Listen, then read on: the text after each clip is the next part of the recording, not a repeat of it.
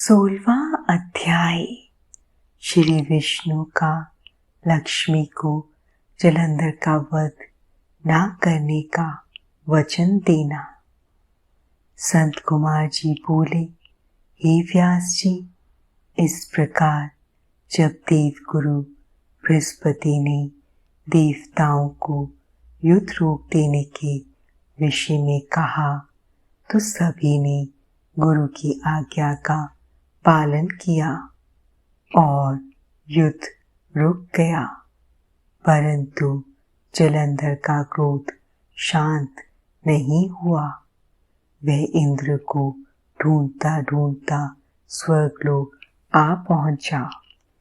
जलंधर को वहां आता देखकर इंद्र व अन्य देवता अपने प्राणों की रक्षा करने हेतु वहां से भागकर भगवान श्री हरि विष्णु की शरण में वैकुंठ लोक जा पहुँचे। वहां पहुंचकर उन्होंने भगवान विष्णु को प्रणाम किया और उनकी भक्ति भाव से स्तुति की। तत्पश्चात उन्होंने भगवान विष्णु से कहा, हे कृपा निधान, हम आपकी शरण में आए हैं, हमारी रक्षा कीजिए। तब देवताओं ने विष्णु जी को जलंधर के विषय में सब कुछ बता दिया। समस्त वृत्तांत सुनकर श्री हरि विष्णु ने देवताओं से कहा कि वे अपने भय का त्याग कर दें। उन्होंने उनकी प्राण रक्षा करने का आश्वासन दिया और कहा कि मैं जलंधर का वध कर तुम्हें उससे मुक्ति दिलाऊंगा। यह कहकर भगवान विष्णु अपने वाहन गरुड़ पर सवार होकर चलने लगे।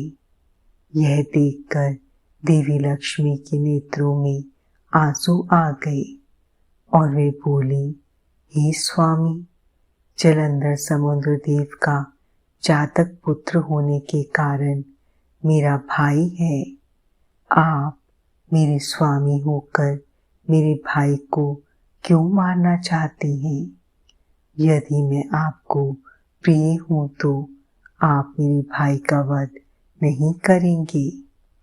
अपनी प्राण वल्लभा लक्ष्मी जी के वचन सुनकर विष्णु जी बोले, हे देवी, यदि तुम ऐसा चाहती हो तो ऐसा ही होगा, परंतु तुम तो जानती ही हो कि पापी का नाश अवश्य होता है।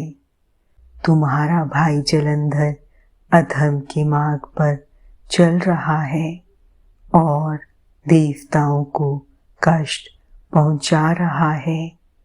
फिर भी मैं उसका वध अपने हाथों से नहीं करूंगा, परंतु इस समय तो मुझे युद्ध में जाना होगा। यह कहकर भगवान विष्णु युद्ध स्थल की ओर चल दिए। भगवान विष्णु उस स्थान पर पहुंचे जहां असुरा जलंधर था। भगवान विष्णु को आया देखकर देवताओं में हर्ष और ऊर्जा का संचार हुआ। देवसेना अत्यंत रोमांचित हो गई। सभी देवताओं ने हाथ जोड़कर श्री हरि को प्रणाम किया। भगवान विष्णु का मुखमंडल अद्भुत आभा से प्रकाशित हो रहा था।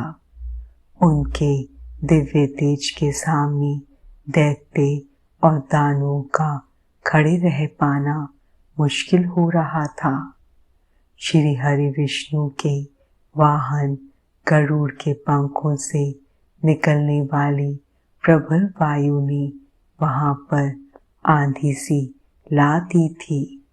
इस आंधी में दैत्य इस प्रकार घूमने लगे जिस प्रकार आसमान में बादल घूमते हैं।